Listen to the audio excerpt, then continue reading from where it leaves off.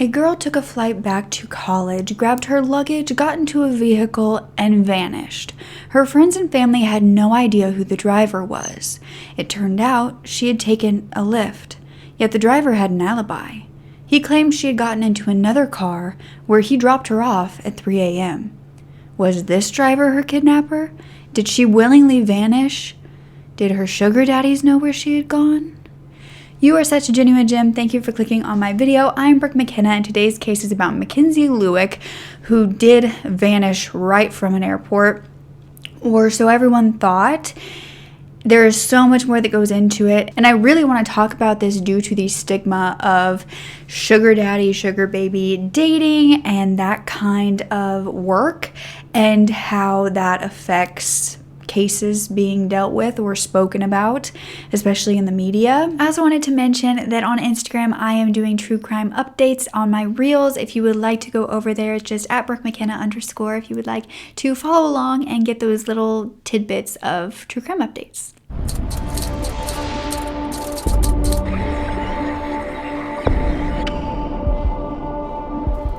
So it was 2019 in Utah. Mackenzie Lueck was a 23-year-old attending the University of Utah studying pre-nursing.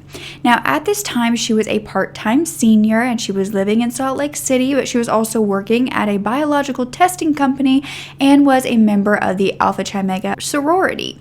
So she was known as a hardworking gal who deeply cared about everybody in her life, and she was responsible. She was focused on her goals and her future. Her family said she was a born nurturer and a spitfire, and her best friend was her cat named Nova. She even threw Nova a birthday party. But Mackenzie had been born March 8th of 1996 in California. She had an older brother, 2 younger brothers, and they all came from a family that went to the LDS church. Now, when she went to college, she kind of strayed from the church and she wanted to find her own path in life. And while she was in college, that is when she decided she wanted to go into nursing, possibly medical school, after she graduated college, and she was actually on track to graduate in May of 2020. However, a year before that, she would vanish and be unable to graduate. You see, in June of 2019, Mackenzie's grandmother was passing away, and so she flew back to California to be with her. She held her hand, they said their goodbyes. She attended the funeral, and she even posted on social media that heaven had gained an angel and that her grandmother was a hero. And so it was a very short trip, and Mackenzie would return to Utah, Salt Lake City, for school and for work in the early morning hours of June 17th. Now, this was at Salt Lake City International Airport, and her mother back in California got a text from her saying that they had landed, the flight had gone perfectly fine, and she was now at the airport. Though after that, Mackenzie had gone silent. For the next 3 days, her parents could not get a hold of her no matter what, and finally on that third day, on June 20th, her father Greg actually called the Salt Lake City police to ask if they would do some sort of welfare check on his daughter. He told them her phone kept going to voicemail. Yeah, I'd like to get, if it's possible, have a wellness check done on my daughter. I'm trying to get a hold of her all week, and her phone just tends to go to voicemail. So Salt Lake City police drove to her townhouse where she was living, and they found her car in the driveway. Now, of course, she did not drive to the airport, so her car had been there during this whole trip, and it was still in the driveway. But when they went to knock on the door, Mackenzie was not inside. It was quickly feared that she was a missing person, but that wasn't all. You see, the homicide division believed that this could be a case for them, and Lieutenant Todd Mitchell said that this case raised the hair on the back of his neck. Mackenzie's co-workers were spoken to, and they said she never showed up for work after her trip. So police began to backtrack her steps, and they went to this airport, and they found that Mackenzie's flight had arrived at 1:35 a.m. on June 17th, and surveillance footage caught Mackenzie going to the baggage claim at about 2:09 a.m. She was gathering her suitcase, and she headed outside to the arrivals area, and that's where, of course, the cars would pick everyone up, and so everything seemed normal. She seemed fine, and at 2:40 a.m. she would get into this waiting car, and it would immediately drive away. However, none of her friends who were in the area or family claimed that they had agreed to pick her up or had made plans to do so. Now, one of her closest friends, Ashley Fine, was asked by police if she was, the one to pick her up. And when she found out that nobody was saying that they picked her up, she began to do some digging and actually found that Mackenzie was picked up by a stranger because she had used the app Lyft, where you can get rides. And Ashley gave the police her findings, and she theorized that this Uber driver had either kidnapped Mackenzie or they had gotten into some sort of car accident, and that's why she could not be located. But by June 21st, which was 4 days since she was last seen, friends and family began to hand out flyers that were made from the police department all over the area. And meanwhile, investigators had tracked down that Lyft driver that Mackenzie was said to use that morning, and this was found to be a man named Heath Canada. Now, on June 23rd, he was brought in for questioning, and he would immediately tell officers that he dropped her off, that she had gotten this ride to a park. It was called Hatch Park in North Salt Lake, and she had wanted to be dropped off there, and so he completed the ride at around 3 a.m. and dropped her off in good spirits. Now, he said that he did find it a bit strange that he was dropping this young girl off in a park at 3 a.m., but Mackenzie had actually kind of joked about that it was strange. And so after having that little conversation, and then they parked and there was already a car waiting for her in the park, he felt she was safe as she willingly got into this car. Now, to confirm his story, investigators immediately headed to Hatch Park. Unfortunately, the surveillance cameras in the area were not real. They were just there to deter crime, and so they didn't actually record any of this where Mackenzie was getting out of the Lyft ride, getting into this other car. But there were surveillance cameras outside of the park that caught Heath's car leaving a little after 3 a.m. Heath said that he was headed to pick up his next passenger with Lyft because he had to work the entire night for his shift. So investigators went to Lyft to gather the data from that night to see if he actually did go and pick up other passengers or not. And it appeared as though he continued to work from that moment that he left all the way through his shift, picking up multiple different passengers and dropping them off. And so Heath Canada was ruled out as a possible suspect. So investigators' prime suspect was no longer panning out, and friends and family knew that she was missing because she was supposed to take another flight back to California on June 23rd in order to go to a friend's wedding. And she never arrived. She never made it on the flight. And so friends and family knew at this point something had happened, but investigators were also wondering if she wanted to be found, if she had willingly gotten into this car, like Heath said, and just drove away. On June 25th, 8 days since Mackenzie was last seen, investigators did release the surveillance footage from the airport to the public. They were asking this driver of this other car to come forward. To date, the family and her friends have not heard from her. She missed a midterm exam and a flight. And at this time, there is no evidence that any harm has come to her. But little did the public know at this time that an officer turned private investigator named Rob Joseph was coming to them with a lead. Because at this point, the public, the media, there were so many theories. But the worst part was that Mackenzie was being victim blamed and shamed for how she lived her life, and that it was irresponsible for her to get into this car in the park at night. And news outlets were mocking her, and one specific journalist was actually fired for the horrible things that he was saying about her. Then just a day later, on June 26th, a search warrant was issued for a home in Fair Park in the neighborhood, and this was only about 8 minutes away from that Hatch Park. Now, Police Chief Tim Doubt told reporters that this was developing due to leads in Mackenzie's case, and they could not name the residents, but they were being questioned in the investigation. But prior to this search, investigators had been alerted to this specific home due to a strange smell that neighbors were complaining about. Neighbors claimed that there were bonfires set June 17th and June 18th, and it was behind this certain neighbor's garage, and it had such a horrible smell. The search warrant then allowed investigators to go to that home and figure out what that smell could have possibly been. And by the next day, on June 27th, the police held a press conference and told the public that the owner of the home was a person of interest. On June 28th, 11 days since her disappearance, an arrest was made. This was 31-year-old Ayoola Ajayi. Now, he lived at the residence and owned the residence that the police had searched just 2 days prior. How did you know where I am? Well, I'm the police. I have two cups of coffee sitting down here in my car. You don't want to come down and just talk face to face? If you're not trying to arrest me, then I don't want to talk to you. What if I was trying to arrest you? Do you want to come down and talk to me? Sure. Okay, I'm trying to arrest you. Come down and talk to me. They had found a freshly dug hole in his backyard. But they also found at his home he had surveillance cameras, and strangely enough, they were manually turned off in the early morning hours of June 17th. Inside of his car, there was a strange odor, and they believed it was gas, and then they found a huge gas can. This gas can was actually tracked to the place it was bought from, and it was bought June 17th at 9 a.m., 6 hours after Mackenzie vanished. A mattress appeared to be missing from the home, and the entire inside smelled like bleach.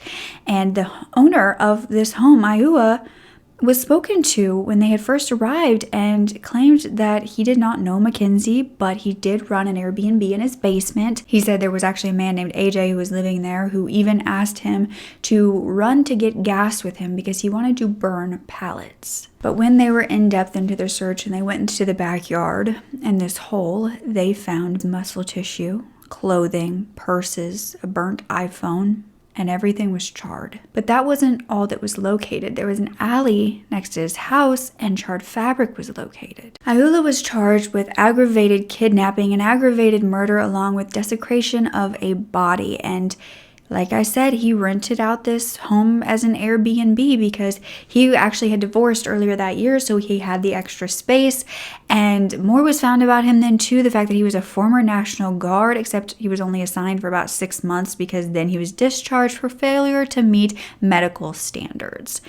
Then he became a tech worker, but he didn't graduate college, and he was also a part-time model. He then self-published an ebook on Amazon, and he had spoken in his profile about how he had moved from Africa because he had survived dictatorship, escaped real-life crime, and this book was strangely enough about the experience of a young man who witnesses 2 murders and must decide whether he wants to go down a life of crime or define his own path. And the murder is described where the body is burnt. Though he didn't have a criminal history in Utah, and upon his arrest, a man did come forward with more information about him, specifically about his home, because this was Brian Wolf, a contractor, who said that he almost worked for Ayoola a few months back, so in April of 2019, and he said that Ayoola wanted him to build a secret room that was soundproof with a fingerprint thumb lock. He also wanted anchors high on the ceiling, way above their heads. And when Brian asked him why, he said he wanted to hang a wine rack. And Ayoola told Brian that he wanted it done as soon as possible because his Mormon girlfriend was coming home and didn't know that he drank. And he also wanted to listen to music very loudly.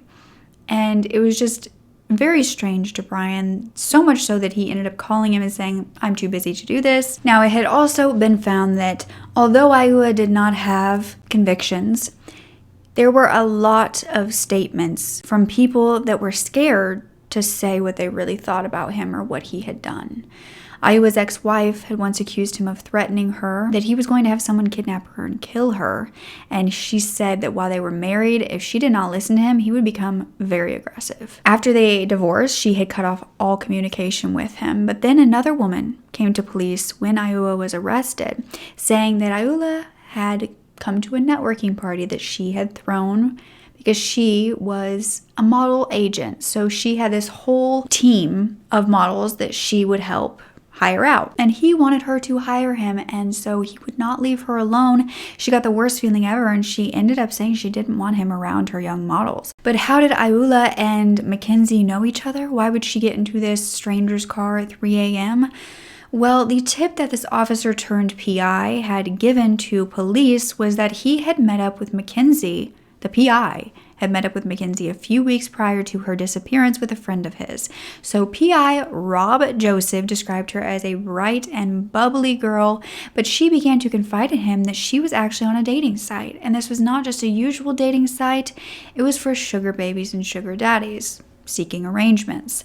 This was designed for wealthy older men to date younger women, and monetarily support them in many different ways. And Mackenzie was very open about this with people. She would give advice on how to find sugar daddies. She actually was said to have 2 at the time. Now, this was the first possible lead since they had cleared the Lyft driver. And so they began to look into her financial records to see if those would lead them to a certain sugar daddy or man from this website that could lead them to answers. And they found that there were actually payments from a sugar daddy from the website for plane tickets. So she wasn't buying the plane tickets to California. These sugar daddies were. And then there was also a $300 deposit from another sugar daddy. So these were things that were found. However, no one in specific for that night or that early morning or since then. Now, at this point, investigators did have Mackenzie's phone records, which showed that just after allegedly being dropped off at the park and getting into this other vehicle, her phone was turned off. Within these records, though, there were texts found from that early morning, not just between Mackenzie and her mother, but also between Mackenzie and a man from the dating site. Several messages were exchanged before she even got on the flight, and then once she arrived back. And the last text sent to this man was at 2:58, just before she was dropped off. These were tracked to Ayoola's phone. And it was found that not only was he the last person in contact with Mackenzie via text message, but both of their phones had pinged at the park during that time. With this, the search warrant was granted for his home, and the phone was obviously also tracked to that Fair Park neighborhood. And that is when pictures of Mackenzie were found on it. But once he was questioned by police that first time and he was saying he didn't really know Mackenzie, he later went to the police department and said that he did actually. He knew her from seeking arrangements, but that she blew him off and he forgot about her. He never met up with her. However, the charred tissue in his backyard came back as a match to Mackenzie Lueck. It's with heavy heart that I address you today. After an exhaustive week of investigation, we are filing charges in the homicide of Mackenzie Lueck. Investigations were conducted on Mackenzie's phone records, social media, and other communications, which showed that all communications ceased from Mackenzie at 3 a.m. on June 17th. In an interview with him, he admitted to having text conversations with Mackenzie on June 16th at approximately 6 p.m., but nothing after that time. A forensic excavation of the burn area was conducted, which resulted in the finding of several charred items that were consistent with personal items of Mackenzie Lueck. Other charred material was located, which has now been has been determined to be female human tissue. A DNA profile of that human tissue was obtained during forensic testing by the Utah State Lab. That DNA profile was compared and is consistent with the DNA profile obtained through further forensic testing of personal items of Mackenzie Lueck. At 9:20 this morning, we were able to take the suspect into custody. The arrested person is currently on his way to be booked in the Salt Lake County Jail. We will not be releasing any further information. There is still a considerable amount of investigative follow-up that needs to be conducted. Salt Lake Police Chief Mike Brown then held a press conference on July 5th where he announced that her whole body had been found. This was at Logan Canyon, about an hour and 30 minutes away from Ayoola's home. And at this time, they didn't really give any more information about the condition of the body, how they were led to this location. I am relieved and grief-stricken to report that we have recovered Mackenzie Lueck from Logan Canyon. I spoke with Mackenzie's family this morning. Another devastating call. Despite their grief, we hope this will help them find some closure and justice for Mackenzie. And however, 5 days later, charges were made against Ayoola for aggravated murder, and court documents revealed that Mackenzie had died from blunt force trauma and internal bleeding. She had gasoline poured on her body and was burned. Her remains had been found in a shallow grave in Logan Canyon, charred. She was bound with a zip tie and rope, and part of her scalp was missing, which was believed to be that tissue found in Ayoola's backyard. In a river near his home, Mackenzie's student ID as well as some clothes were located. But how did they know where to find her? Well, it wasn't necessarily that Ayoola was confessing or giving them any sort of answers, but he did give them an answer, because on Ayoola's phone, they had been able to track him on June 25th, going from his home to Logan Canyon, staying for about 2 hours, and driving back. It turned out that he had lived in Logan Canyon several years ago. He had actually gone to college there at Utah State University. He knew the area well, but he never actually graduated, like I told you, because he was banned from the campus for stealing an iPad. This was 7 years prior to Mackenzie's death and around the same time. He also had something reported against him. Now, charges were never filed, conviction was never made, but there was a report from a victim who said that Ayoola raped her. She did not want to press charges, but she did want the evidence there in case he did so again. Ayoola had his preliminary hearing on July 15th and appeared via video feed. He was said to show very little emotion, and he only told the judge good morning. He didn't say anything else after that. But Mackenzie's friends attended, and they just wanted to know why Mackenzie. They had so many unanswered questions about her death, the biggest being why? What was the motive? Was it planned? And there was so much evidence being collected that the trial had to be pushed back. And there were SD cards that were found that were titled Mackenzie, one called bed cam and the other called living room cam.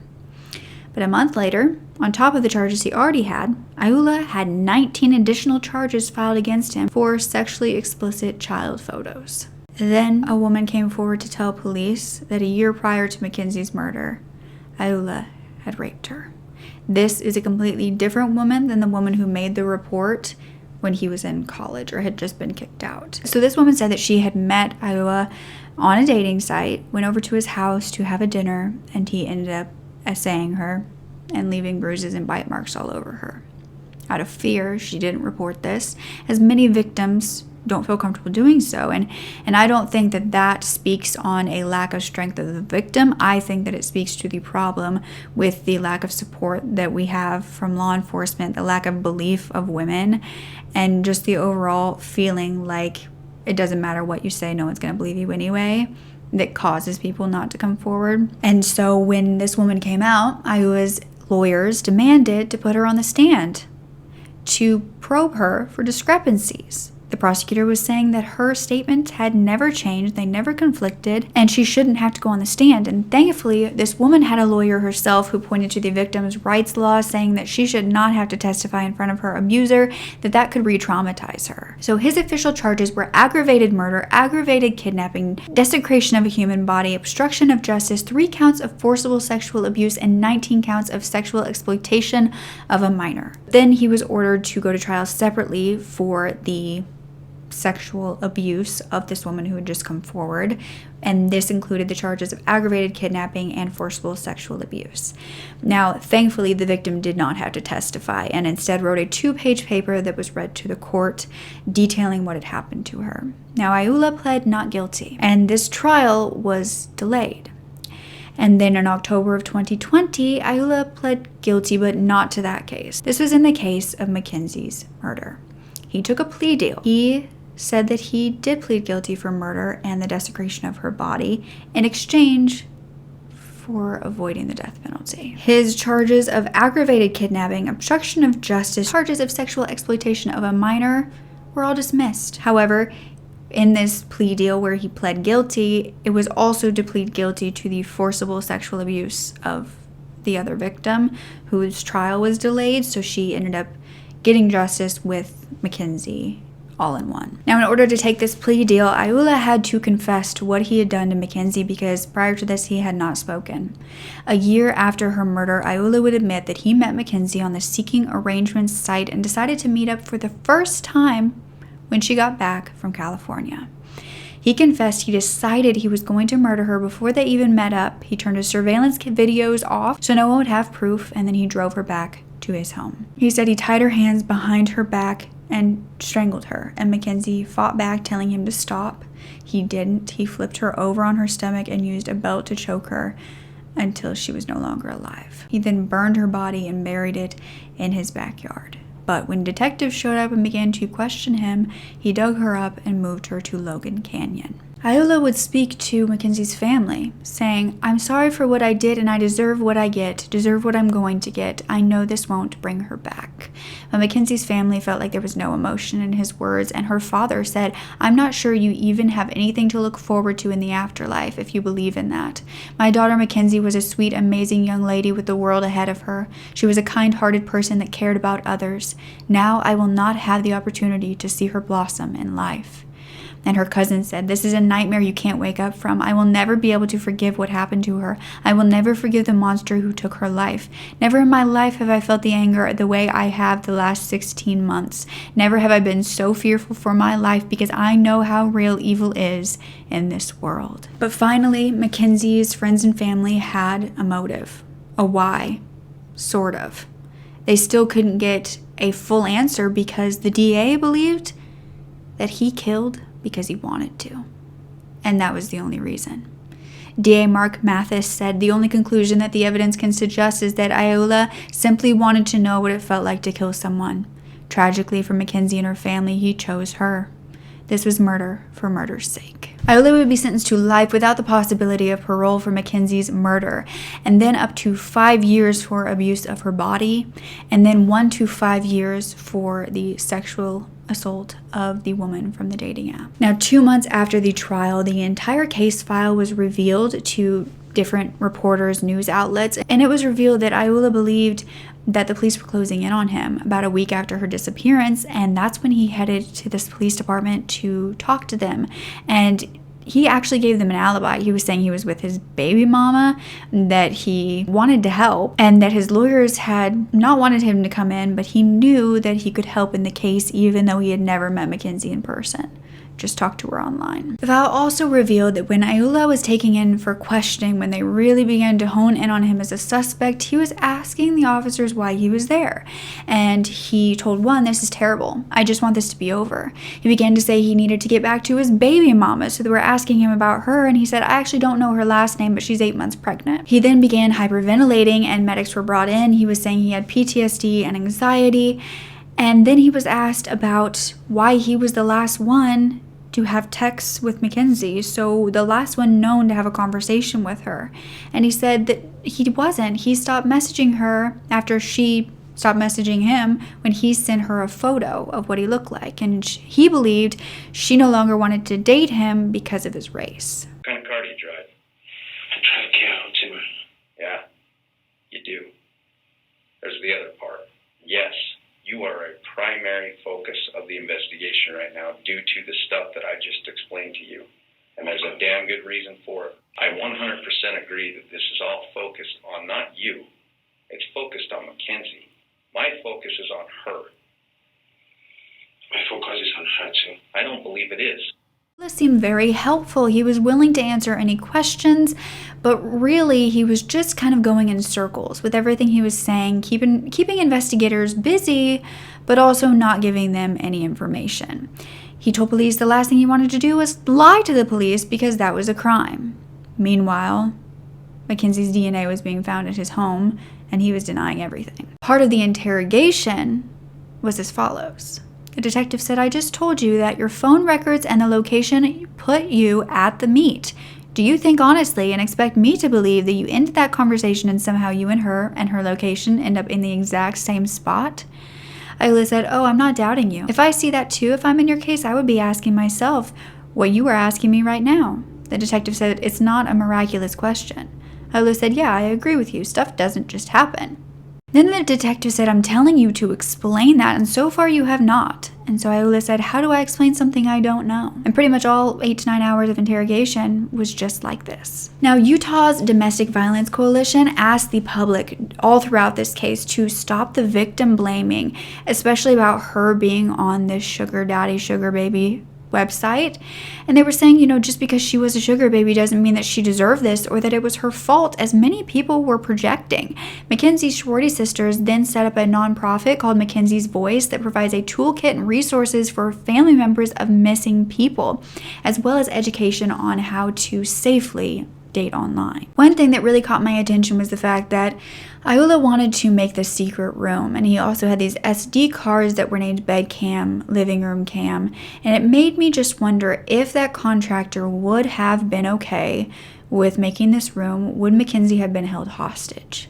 Was his original plan to kill someone or hold them hostage? Either way, it's horrible. Either way, Mackenzie didn't deserve any of that. So let me know your thoughts on that. But I think it's very unfortunate that dating like this is so stigmatized, that jobs like this are, because although it's not for everyone, there are people out there that do it, and they're often told that it's not right. And so they keep it secret. They don't tell anybody about what they're doing, where they're going, who they're with. They go it alone. No one is there to support them or protect them. Mackenzie did not deserve to die, whether she was on a sugar daddy website or not. So please, for me, tell people where you are going, especially females. If you are alone, tell people who you are meeting. Whether this is for an ordinary job or just a regular date or a friend date, taking your children to the park, send a picture to someone you trust, a picture of the person you're meeting, their phone number or contact information, why you are meeting, a timeline that you've created for what you are going to do that day, and keep them updated. It seems extreme, but I cannot stress how important it is to keep people updated, because if something were to happen, you don't want your loved ones to have to call police with zero information on you, where you've been, what you look like at the moment, or, like maybe they have a picture from 6 months ago, but you don't even look like that anymore. There is someone out there. It doesn't have to be family. It can be a friend, it can be your spouse, who you just send these things to so somebody has it. If you don't have anyone in your life, I highly recommend writing these things down, having this little folder that, when you're doing something like this, you write it, you have it in there, and hopefully someone will find it if you were to vanish. So I love that for Mackenzie, they are educating people on online dating and the safety behind that, because there are so many of us who make stupid mistakes, especially when we're younger, whether it be for sugar babies, whether it be for sex workers, or whether it be for Mackenzie Lueck. Everyone deserves justice. So don't forget to speak up. Your voice is powerful enough, and I love you to absolute pieces.